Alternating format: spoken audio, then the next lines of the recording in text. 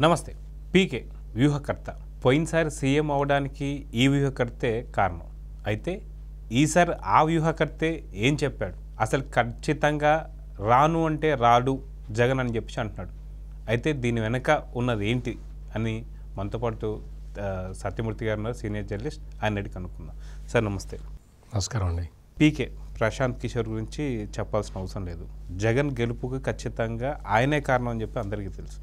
ఇప్పుడు ఆ వ్యూహకర్తనే ఇన్ని వేల కోట్లు, ఇన్ని లక్షల కోట్లు అన్నీ కూడా మన పంపిణీ చేశాడు. అయినా సరే ఖచ్చితంగా జగన్ ఈసారి సీఎం కాడు అని చెప్పేస్తున్నాడు. దీని వెనక ఏముందని చెప్పి అంటే ప్రశాంత్ కిషోర్ చెప్పింది ఏదో లక్షల కోట్లు ఖర్చు పెట్టాడు అని కాదు. వాస్తవానికి లక్షల కోట్లు ఖర్చు పెట్టింది, అందరికి పంచిపెట్టింది కూడా ఏమీ లేదు అక్కడ. ప్రశాంత్ కిషోర్ చెప్పిన ముఖ్యమైన విషయం ఏంటంటే, పూర్వకాలం రాజులు ప్రజలకి ఏదో భిక్షం వేసినట్టు అట్లా పంచేవాళ్ళు, ఆ విధంగా చేస్తున్నాడు జగన్ అని చెప్పాడు. అంటే ఏంటి, పూర్వకాలం రాజులు వాళ్ళదేం పోయింది, ప్రజల దగ్గర నుంచి ట్యాక్సులు వస్తే అవన్నీ పంచేవాళ్ళు, కొంత వాళ్ళు ఉంచుకొని కొంత పంచేవాళ్ళు. అట్లా జగన్ చేస్తున్నాడు అనేది. మనది ఏంటంటే డెమోక్రటిక్ కంట్రీ. ప్రజాస్వామ్యంలో ఏంటి అంటే, నువ్వు ఒక ట్రస్టీవే, నువ్వు ఓనర్వి కాదు. ఆంధ్రప్రదేశ్ రాష్ట్రానికి ఓనర్వి కాదు, నువ్వు ఒక ట్రస్టీ. ముఖ్యమంత్రి అంటే ఒక ట్రస్టీ, అంటే ప్రజల ధన మాన ప్రాణాలని కాపాడే ట్రస్టీవి నువ్వు. జగన్మోహన్ రెడ్డి ఏం చేశాడు అంటే, ఇదంతా నా సామ్రాజ్యం అన్నట్టుగా ప్రవర్తించాడు ఈ 5 సంవత్సరాల పాటు. తీసుకొచ్చి అప్పులు 14 లక్షల కోట్ల రూపాయల అప్పు చేసి పంచింది ఎంత? 2 లక్షల కోట్లు 3 లక్షల కోట్లు పంచడం. అంటే తీసుకొచ్చిన అప్పులో ఎంత పంచాడు? ఇది ప్రశాంత్ కిషోర్ చెప్పింది. నువ్వు ఇదే పంచిన 3 లక్షలు 3.5 లక్షల కోట్లని నువ్వు సంపద సృష్టించడం ద్వారా నువ్వు పంచిపెట్టినట్టయితే అది ప్రోగ్రెసివ్ లక్షణం అవుతుంది. ఇదేంటి, ఉన్న డబ్బులు అప్పు తీసుకొచ్చి పంచటం అంటే అది ప్రోగ్రెసివ్ డెసిషన్ కాదు, మునిగిపోతావు, రాష్ట్రం మునిగిపోతుంది అని ప్రశాంత్ కిషోర్ చెప్పింది. ప్రశాంత్ కిషోర్ చెప్పిన దాంట్లో ఇంకొక మంచి పాయింట్ ఒకటి ఉంది. నేనేదో బటన్ నొక్కుతున్నాను, డబ్బులు ఇస్తున్నాను అని చెబితే సరిపోదు, ప్రజలకి అభివృద్ధి కూడా కనపడాలి అనేది ప్రశాంత్ కిషోర్ చెప్పిన ఇంకొక మంచి వాల్యుబుల్ మాట. అంటే నేను అభివృద్ధి చెయ్యను, ట్యాక్సుల ద్వారా వచ్చిన డబ్బుల్లో సగం నేను మిగుల్చుకొని సగం ఖర్చు పెడతాను అంటే ఎవరు అప్రిషియేట్ చెయ్యరు. ఇది జగన్మోహన్ రెడ్డి ఓటమికి ప్రధాన కారణం అని ప్రశాంత్ కిషోర్ చెప్పాడు. అంటే సంపద సృష్టించాలి. సంపద సృష్టించడం అంటే ఎట్లా అంటే, మనం కొన్ని మౌలిక సదుపాయాలని పెంచాలి రాష్ట్రంలో. మౌలిక సదుపాయాలని పెంచడం ద్వారా రాష్ట్రానికి ఆదాయం వస్తుంది. మీకు సింపుల్గా ఒక చిన్న ఉదాహరణ చెప్తాం. మీకు విశాఖపట్నం సిటీ ఉంది. విశాఖ నగరం అది టూరిస్ట్ హబ్. పర్యాటకులు అందరూ కూడా విశాఖపట్నం వస్తారు, అక్కడి నుంచి అరకు వెళ్తారు, ప్రకృతి అందాలు చూస్తారు, వస్తారు. విశాఖపట్నంలో బీచ్ ఉన్నది. ఆ బీచ్కి కొన్ని రిసార్ట్స్, అనుబంధంగా కొన్ని రిసార్ట్స్ కట్టడం, అక్కడ టూరిజాన్ని పెంపొందించడం. దీనికి సంబంధించిన మౌలిక సదుపాయాలు ఎక్కువ పెంచగలిగితే టూరిజం నుంచి, అంటే టూరిజం సర్వీస్ సెక్టార్ కింద వస్తుంది. సర్వీస్ సెక్టార్ నుంచి మీకు రాష్ట్ర ప్రభుత్వానికి ఆదాయం పెరుగుతూ ఉంటుంది, వస్తూ ఉంటుంది, అది పెరుగుతూ ఉంటుంది. దీన్ని టూరిజం డెవలప్ చేయటం అంటారు. అదేవిధంగా ఆంధ్రప్రదేశ్ అగ్రికల్చర్ స్టేట్.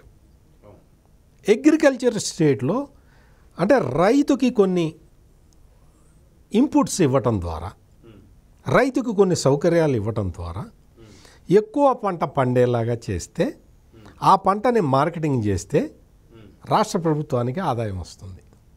రైతుకి ఆదాయం వస్తుంది, రాష్ట్ర ప్రభుత్వానికి ఆదాయం వస్తుంది. రైతుకు లాభం వస్తే రాష్ట్ర ప్రభుత్వానికి లాభం వస్తుంది. రైతు మునిగిపోతే రాష్ట్ర ప్రభుత్వం మునిగిపోతుంది. ఇది. ఇంకొకటి ఏంటి అంటే పారిశ్రామికీకరణ. అంటే కొత్త కొత్త పరిశ్రమలు అవన్నీ తీసుకురావడం ద్వారా, విదేశీ పెట్టుబడులు ఆహ్వానించడం ద్వారా కొత్త పరిశ్రమలు తీసుకొస్తే, ఆ పరిశ్రమల ద్వారా పారిశ్రామిక అభివృద్ధి జరిగితే దాని ద్వారా రాష్ట్ర ప్రభుత్వానికి ఆదాయం వస్తుంది. దాన్ని ఈ 3 రకాల ఆదాయాలని మనం పేద ప్రజలకి పంచిపెడితే రాష్ట్రం సస్యశ్యామలంగా ఉంటుంది. ఇక్కడేంటి, సర్వీస్ సెక్టార్ పడుకుంది, అగ్రికల్చర్ సెక్టార్ పడుకుంది, నీకు ఇండస్ట్రియల్ సెక్టార్ పడుకుంది. వీటితో పాటు అంతకుముందు ఏదో కొంచెం విశాఖపట్నం ఐటీ హబ్గా మారుతుంది అనుకుంటే ఆ ఐటీ హబ్లో మొత్తం ఇంక్యుబేషన్ సెంటర్లో ఉన్న కంపెనీలతో సహా అన్నిటినీ వెళ్ళగొట్టేశావు. అంటే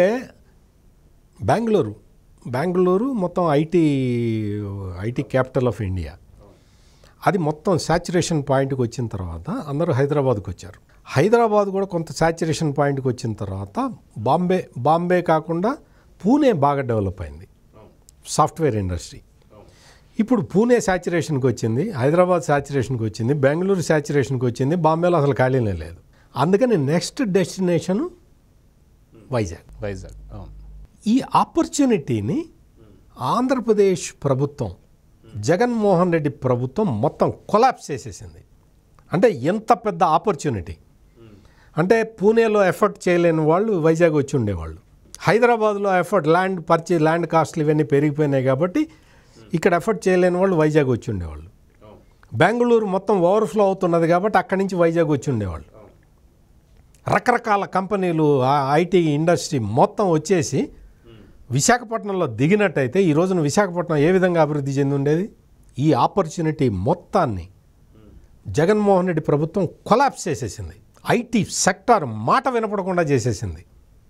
ఉన్న కంపెనీలని ఖాళీ చేయించి, ఆఫీసులు ఖాళీ చేయించిన దాకా వేటాడింది ఐటీ కంపెనీలని.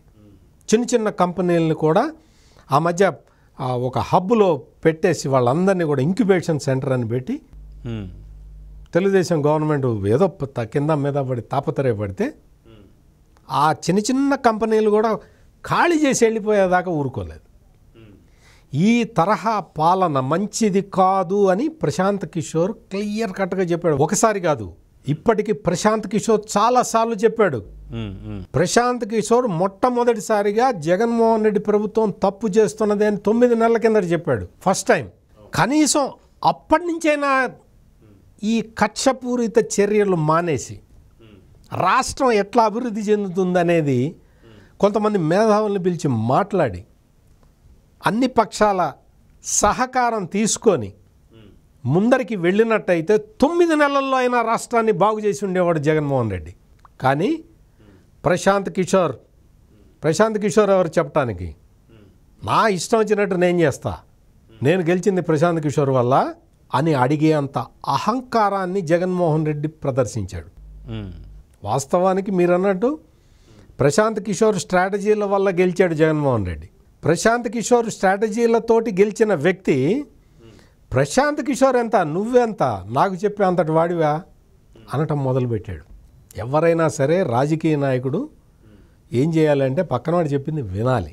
జగన్మోహన్ రెడ్డి అహంకారానికి పోయి ఎవరు చెప్పినా చివరికి తనను గెలిపించిన వ్యక్తి వచ్చి తప్పు చేస్తున్నావయ్యా కరెక్ట్ చేసుకో అని చెప్పినా కానీ వినలేదు. ఈ రోజున జగన్మోహన్ రెడ్డి వినకపోవటం మీద అది కాదు సమస్య. ఈరోజు రాష్ట్రం మొత్తంలో నేను చెప్పిన ఏ సెక్టార్లో గ్రోత్ లేదు. అన్నీ ఫేక్ ప్రచారాలు చేసుకుంటూ మభ్యపెడుతూ అసత్యాలని సత్యాలుగా చెప్పుకుంటూ బతకాల్సిన పరిస్థితి ఆంధ్రప్రదేశ్లో ఏర్పడ్డది.